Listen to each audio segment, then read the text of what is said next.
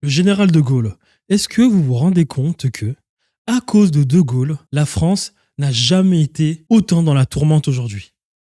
Et là, on dit, mais qu'est-ce qu'il raconte encore ce sale nègre? Oui, de Gaulle. Est-ce que vous vous rendez compte que vous avez un faux militaire? Parce que normalement, lorsque tu es militaire et que tu fuis alors qu'il y a la guerre chez toi, tu n'es pas censé fuir, hein.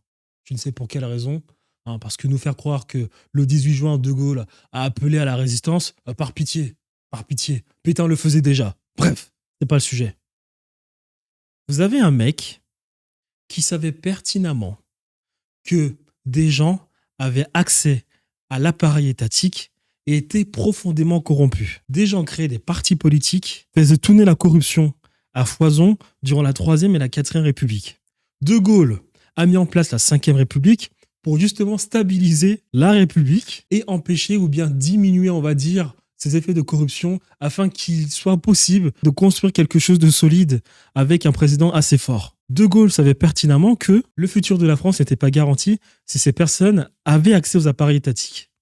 De Gaulle, dans son ego, en 69, part. C'est là où est le problème. C'est-à-dire que le mec savait pertinemment qu'il y avait des gens dangereux qui pouvaient avoir accès à l'appareil étatique. Au lieu d'abord de corriger certaines choses dans la 5e République, pour ensuite partir parce qu'il a échoué avec son référendum, le mec dépose les clés et s'en va parce que son ego a été touché.